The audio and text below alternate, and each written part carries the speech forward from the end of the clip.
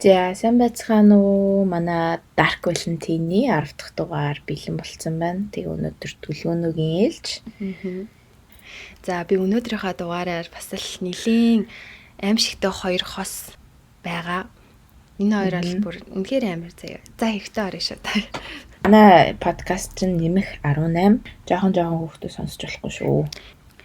За энэ аимшигтай хоёр хосын эрэгтэй болох Пол Бернардо гэхээр нь 1964 оны 8 сарын 27-нд Канадын Scarborough хотод төрсөн эхээс гуруулаа юм эрэгтэй. За аав нь бол яг Кеннет гээд хүчирхийлэгч гэр бүлтэйгээ муухай харьцаж ихнэрээ зовоодог нэгэн байсан баад 1975 онд жоохон хөвд хүчирхийлсэн гэж буруутгагдж байсан ба хамгийн муухай нь яг өөрийнхөө охиныг хүчирхийлж байсан юм байлаар эрэгтэй лээ. Үүнээс нь болоод яг ээж Марилин нь бол сэтгэл готролд ороод энэ гаргаж байгаа ааш авирынудад төвчлгүй аавыг орхиод явсан байт юм лээ. За тэгээд Полийн хувьд бол яг хүүхэд байхдаа хичнээн ар гэрний юм асуудалтай байсан ч гэсэн хинч харсан ээлдэг, хүмүүжил сайтай, хичээлдээ сайн, скаутинг гишүүн, тэгээд сэтгэл татам хүн бүрийн игдэг өргсөн тийм хүүхдээсэн мэлээ. Тэгсэн чинь түүнийг 16 настай байхад нь ээж нь чиний аав энэ Кеннет чинь төрсөн аав чинь биш ээ. Би гэр бүлээс гадуур харилцаанаас чамааг олсон гэдгийг хэлдэг. За тэгээ Полийн хувьд бол хичнээн аав нь бас тийм муу хүн байсан ч гэсэндээ яг аавыгаа гэж 16 жилийн турш бодож явсан. Тэгээ тийм болохоор энэ мэдээг сонсоод бол ээжтэй бол маш их дургуун нөрж үзээ ядаж эхэлсэн байдаг. Тэгээд яг энэ явдлаас босноо ямар ч исэн нэг том болохын хэрээр нэлээд өөрчлөгдөж олон нийтийн газар эмэгтэйчүүдийг гихт оромжлох туртай. Тэгээд үерхсэн охтуудаа зоодох туртай тийм садист нэгэн болсон байдаг. За тэгсэн тэрээр нэгэн хуулийн фирм дадлагдагч нэгтлэн бодогчоор ажиллаж байсан ба 23 наснда 17 настай Карла гэх эмэгтэйтэй танилцсан. За тэр хоёр бол танилцаад шууд нэгэндээ хүчтэй татагдсан. Полийн хувьд л яг түүний өмнө нь уулзж исэн эмэгтэйчүүдээс Карлигийн нэг өөр байсан юм нь түүний садист бэлгийн дур сонирхлыг бол нэлээд дэмждгээрээ нэгэндээ илүү татгцсан гэдэг юм лээ. За энэ эмэгтэй болох Карла Хомолка гэх охин нь 1970 оны 5 сарын 4-нд Канадын Онтарио төрсэн эхээс гуруулаа айлын том доороо хоёр эмэгтэйдүүтэй эмэгтэй. За тэдний амьдрал бол дунджаас дээгүүр сайхан амьдралтай байсан. Аав Carol нь явуулын худалдаач хийдэг, ээж Dorothy нь бол эмнэлэг захиргааны туслах ажилтан хийдэг байсан мөлий. За тэгээ Carla-гийн хувьд бол яг өөртөө ихтэй, маш нүүрэнгийн, амьтанд хайртай, зураг дуртай, бас багаасаа астма өвчтөй байсан болохоор ойр орхон эмнэлэг тэгцдэг хүүхэд байсан мөлий. За тэгээ гэр бүлийн амьдрал нь бол ээж аав нь хаяа муудалцдаг байснаас бол өөр нэг тийм хэцүү зүйл ерөөсөй байгаагүй. Амьдрал нь хэвийн сайхан. Тэгээ Карла болыг сургуультаа хүрхэн хүмүүс хүндлэгдсэн тийм сэргэлэн цаваа охин байсан. Тэгсэн чинь бас л том болох тусмаа өөрчлөгдөж эхэлсэн. Тэгээ бүр амьтанд хайртай байсан хүүхэд чинь нэг удаа найзынхаа хамстер буюу усан гахаа байдаг штэ. Тэрийг цонхоор шууд гаргаж шидэд алж исэн удаатай.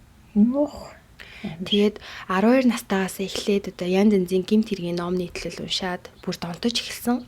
Бас ичидийг сонирхож, найз нөхдөдөө ингээд сүнс дуудаж эхэлж, бас тийм ингээд үхэлтэй холбоотой тийм сонин зүйлүүдийг бодож төсөөлж, нэг удаа өөрийгөө зүсэж гэмтээж үтсэн байт юм лээ.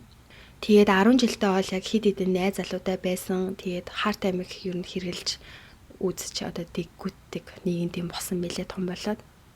За тэгээд Карла Пол хоёр танилцаад Карлагийн хувьд бол Пол бол яг өөрийнх нь хүсдэг байсан ир байсан гэдэг. Тэгээ өөрөөс нь ах, өндөр, царайлаг, машинтай, ажилтаа болохоор тэндэж тэр бүр Полд бол бүр ингээ ухаангүй боллоо дурлаж дондцсон байсан ба түүний орондоо садистаг авираар янз янзын дүрд орж хийхийг нь зөвшөөрж надад чи юу юмээрээ надаар юу хэлмээрээ хүснээ хий гэж байнга захаа махаа бичдэг юм болсон мөлий. За тэгээ Карлагийн хувьд Пол хичнээн төгс залуу мэт харагдсан ч Пол бол түүнд мэдгэдэггүйгээр аимшигтай зүйл хийж авдаг тийм хүчирхийлэгч тийм залуу байсан. Тэр Пол бол Карладтай танилцахаас хэдэн сарын өмнөөс болоод үерхэж байх хугацаанд эмэгтэйчүүдийг оройн цагаар араас нь дагаад хүчинддэг байсан байна. За тэгээ тэрээр 1987 оны хавар 21 настай болоод 19 настай хоёр эмэгтэйг маш адилханаар ойр орхон хугацаанд хүчирхийлсэн байна. Тэгээ тэр хоёр охиныг араас нь дагсаар гэрийнх нь нөгөө өрөөнд нь байхад чинь өрөөрөө ингээд дайрч ороод араас нь амын таглаад дуу гарах юм бол алын шүү гэд хүчинтчээд гараа авсан байдаг.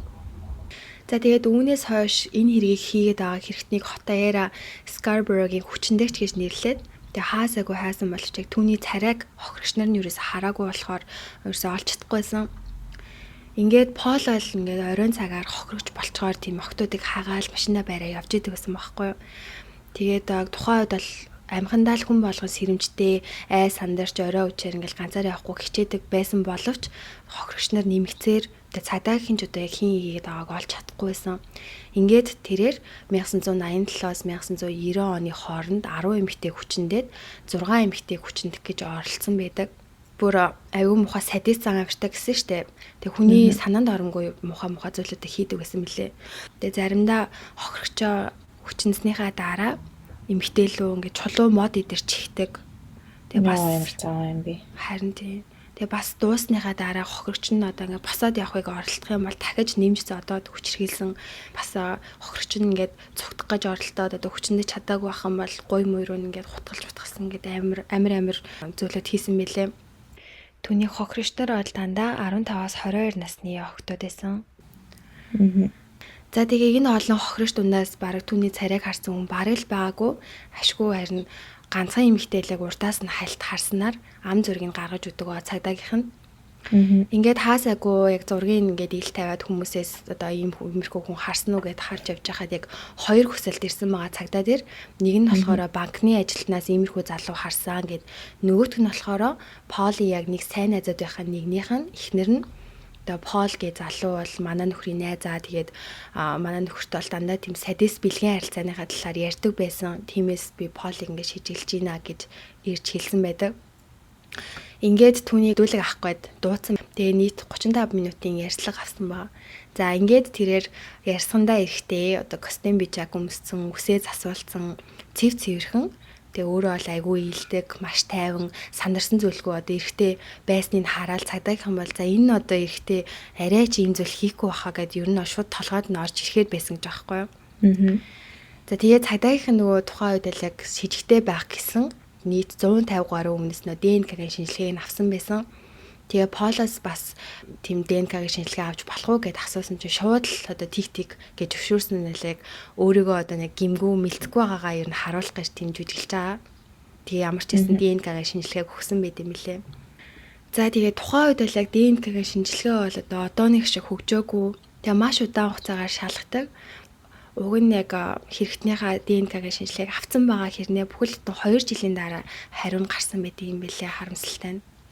За тэгээд Полиг бол ийм зүйл хийж байгаа үед бол Пол Карло хоёрын үерхэл бол яг хэвийн байдгаараа байсан.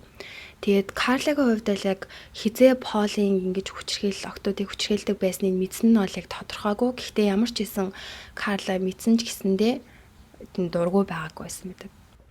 За тэгээ Пол бол дандаа порно кино хийхийг хүсдэг, хөгжимчин болохыг хүсдэг байсан. Тэгээ дүүрт орж харгасаар хийж таашаал авдаг. Тиймдээж тэр хоёр Пол бол хаан, Карла бол боол тиймээс хааныхаа хэлсэн болгоныг даагах ёстой гэдэг байсан. Тэгээд Полийн хувьд бол яг гэртээ байхаас илүү Карлагийн гэр бүлтэй агиух цагийг өнгөрөөдөг байсан мэлээ. Тэгээд тэр хоёр 1990 онд яг албан ёсоор сүү тавьцгаасан байдаг. Тэгээд Полийн хувьд бол яг онгоо охинтой байхыг агиух хүсдэг. Тэгээ тэрийгээ ч яг нээлттэй Карлад хэлцдэг байсан баг. Карла ч угаас өмнө найзлуучтай байсан болохоор яг хүсээд байгааг нь өгч чадаагүй те. Ер нь бол өөрөө жоохон гимшдэг гэх юм уу. Карла ч айлын том штэ тий доороо хоёр эмэгтэйдүүтэй. Тэгээд яг өөрийнх нь тэр дүү 15 настай Тами гэдэг яг өөртөө амар адилхан дүү нэт юм байл та. Тэр дүүгийн Пол амар сонирхдаг байсан байхгүй юу. Тэг амар сэтгэх гэж оролддог. Тэгсэн чинь Карла бүр Полийг дүүгийнхаа өрөөнд нь ингээд сэмэрхэн оруулах гэж цонхыг онгойлгож өгөөд доторлоо нь орохт нь ингээд тусалдаг. Тэгээ дүүгийн унтжаахт нь Пол одоо шүн сэмэрхэн ороод хажууд нь гараа ангалаг хүртэл хийжсэн билээ. Ингээд тэдний хурим нь болохоос 6 сарын өмнө Карла штэ 100 сарын баярын бэлэг гээд охин дүү Таймигийнхаа онгоныг чамд өгөө гэж Полд хэлдэг байгаа. Тэгээд 1990 оны 12 сарын 29-ны өдөр ээж аав гэрийнх нь ингээ орондоо орцоо хоогорно. Карла мал эмнэлэгт ажилладаг байсан. Тэндээсээ тайвшруулж унтуулах юм хулгаалаад дүүгийнхаа уух юмд хийж өгөөд дүүгээ тэр хоёр ингээ зойрондоо нийлж одоо бүчгэлсэн байдаг.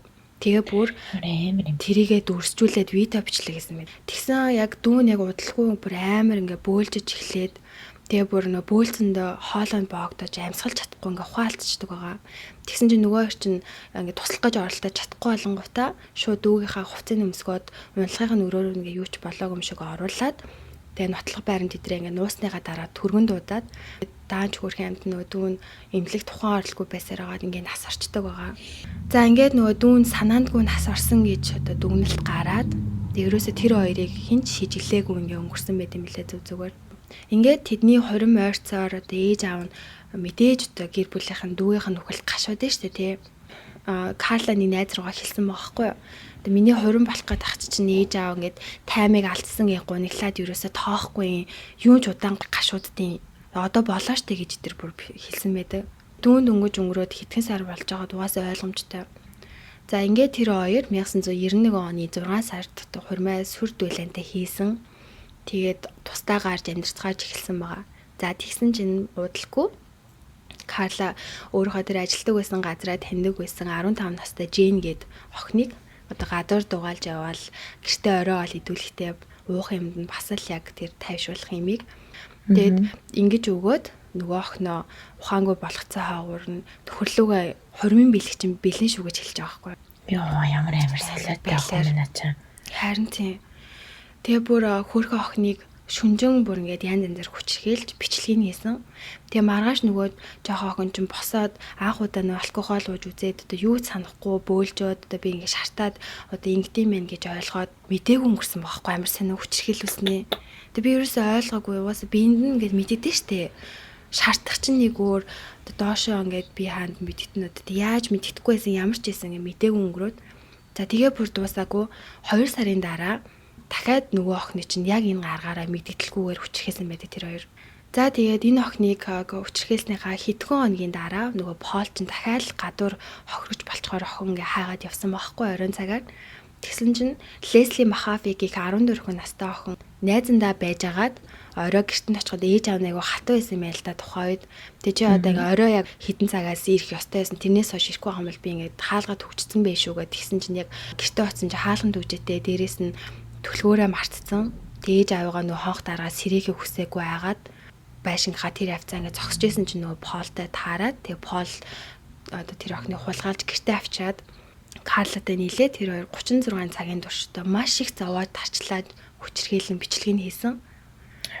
Тэгээ бүр хүчрхийлж дуусаад Пол яг нөгөө охины чинь шууд боож алаад хэдийн хэсэг бүр болохоод заяа хуваагаад тэгээ ойролцоо байх тэр гипсэн гэдэг дууранд хэсэг нь бетонд цутгаад хайсан байдаг.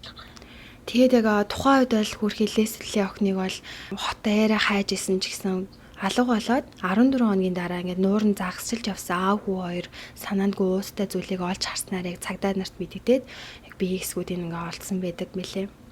За ингээд энэ хоёр зогсоогүй бүр удалгүй нөө дараагийн хохирогчоо бүрээ штэ өмнө нь ингээд Пол ганцаараа хайж явдаг гэсэн хамтдаа.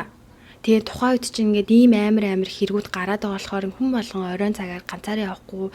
Тэгээд тэр хоёр өдрийн цагаар ингээд хүн хайж байгаа байхгүй юу? Тэгсэн чинь сургуулиасаа гэрлүүгээ алхаж явсан Кристенгийн 16 настай охиноос Карла би ингээд төөрцөн ингээд зам асууж нэдэргээд асууж ингээд даруулж байгаа. Тэр хоёр бас л машиндаа хүчээр суулгаад ингээд хулгаалсан байдаг.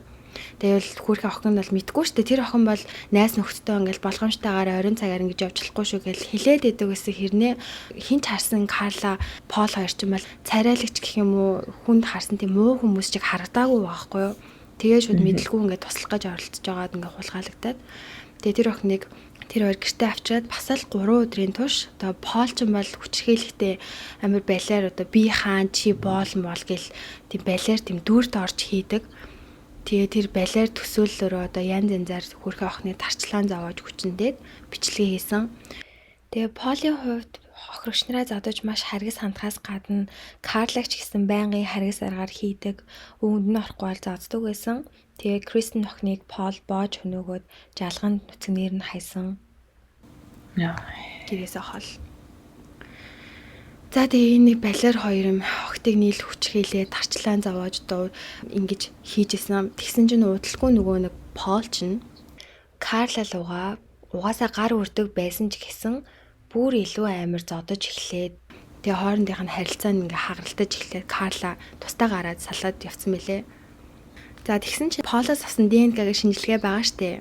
Ашгүй нэг хариу гараад за Полыг яг нөгөө Scarborough-гийн хүчирхийлэгч хэрэгтэн мөн байна гэдгийг тогтоож хэлт дээрээ байцаалт авах гээд авчирдаг. Пол бол ерөөсөө би юу ч хэлэхгүй гэж дуурахгүй байсан. За харин түүний нөгөө ихнэр гэдэг утгаар нь Карлагаас мэдүүлэг авсан чинь Карла бол ингээд Пол намайг амар зодод цогтөг, хэлснээрээ байлгадаг. Би бол одоо яг түүний юу хийх гэсний хийдэг ерөөсөө хотуудыг хүчрхийлдэг байсныг мэддэг ч байсан. Би ингээд тусалж чадаагүй айснаасаа болоод гэж хэлж байгаа байхгүй юу. Тэгэнгүүтээ хэрвээ би Полын эсрэг мэдүүлэг бүх юм бол та нар одоо миний ялаас хасаж өг одоо тохиролцъё гэж хэлж байгаа байхгүй цагдаагийнх нь. Мэдээж нөө цагдаагийнх нь бол одоо Полыг яг хүчиндэгч гэдгийг бол баталгаанд байгаа штэ тий. Харин нэг 3 өний аминд хүрсэн гэх баталгаа ерөөсөй байхгүйс учраас одоо Карладаа хилцээр хийхээс арга байгаагүй. Тэгээд Карла яг одоо өөрийнх нь дүүг Леслигээд охин Кристен гээд одоо энэ 3 жоох охтуудыг одоо хүнөөсөн гэдгийг хэлээд нөхрийнхөө эсрэг мэдүүлэг өгсөн байгаа. Ингээд олон нийт бол яг тухайн үед Полыг л одоо алуурчин харин Карлаг бол яалтчгүй ингээд нөхөртөө дарамтлуулж хажууд нь байсан гэж бодцоож исэн. Тэгсэн чинь хилцээр авг нь айл хэдий хийцэн байгаа хгүй юу. Тэгсэн чинь тун хөдөлгөөнүүд тэдний амьдарч исэн гэрийн угаалгын өрөөнийхэн таазан дээр ингээд нууцсан байсан охтуудыг хүчрхийлж исэн тэр бичлэгүүдийг бүгдийг нь олдог. За тэгээ тэр бичлэгүүдийг шалгасан чинь угаасаа бүр Карлигийн бүр яг үнэн төрх нь гарч ирж байгаа хгүй юу. Тэдний нөө бичлэгэн дээр одоо гаргаж байгаа үйлдэлүүд тэр реакшнуудыг бол хараад энэ хоёр хүнд бол хүнийг өрөвдөх хайрлахад өчүүхэн сэтгэл байхгүй. Тэгээ хүн гэж бол хэлэхэд хэцүү араат нь амтнаас ч одоо илүү зэрлэг гэж хэлдэм билээ. За ингээд Пол Сара шоронд хоригдох ял авсан байгаа. Карла тэднэрт айл хэдийн хилцээр хийцэн байсан болохоор штэ 12 жилийн хорих ялаг авсан. Тэгээд 2005 онд суллагдсан билээ. Тэгээд суллагдахаас өмнө бол яг гадаах орчинд хүмүүст аюултай юу үгүй юу гэдгийг шинжилж олон сэтгэл судлаач шинжээч шалгаснаар бусдад аюулгүй гэж үзээ сулсан байт юм лээ. Одоо сул явж байгаа. Гэхдээ байнгын нөгөө цагдаагийн хяналтанд ор байх хэвээр нөгөө гэрээ аяг утас одоо бүх мэдээлэл өгөх ёстой. Ийшээ тийшээ одоо аялах ч юм уу те хотоос гаргалаа гэхэд бол байнгын мэддэг ёстой. Тэгээ ганцаараа 16 наснаас доош хүүхэдтэй ерөөсөө байж болохгүй. Байнгын сэтгэл судлаач дээр имчилгээ хийлгээд иргээд одоо нэг хідэн заалтуудаар тийм судлагдсан байт юм лээ. Тэгээ одоо бол штэ нөхөртэй 3 хүүхэдтэй ингэ бүр жирийн амьдарч байгаа эмэгтэй лээ. Яа надад ихтэй бүр өстой хийх үг алгаа нэрээ юу. Харин тест балиар зэрлэг амьдтай лээ. Тэр хоёр дахиад хичнээн чогтой хүчрхийлсэн тоо энд явал хийлж байгаагаас илүү байх магадлалтай. Тэгээ богино дугаар учраас хэргийн бүх жижиг деталуудыг ярих боломжгүй байсан тул айл болох чадлаараа багцлаад ярьсан байгаа шүү энэ удаагийн хэргийг.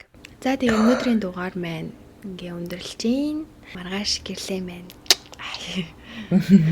За тэгээ бит хоёрын сонгоос сонсож байгаа та бүхэндээ маш баярлалаа. Тэгээд маргаашийн дугаараараа уулзцгаая. За баяр таа. Баяр таа.